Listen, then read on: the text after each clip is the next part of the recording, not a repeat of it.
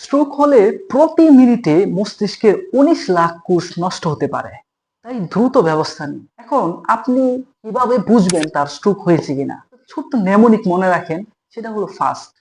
ফার্স্টের এফ মানে হচ্ছে ফেস ড্রপিং, মুখ একদিকে বেঁকে যাচ্ছে কিনা। এ মানে হচ্ছে আর্ম উইকনেস, এক হাত বা পা অবশ অবশ লাগছে কিনা। এস মানে হচ্ছে স্পিচ ডিফিকাল্টি, কথা বলতে অসুবিধা হচ্ছে কিনা।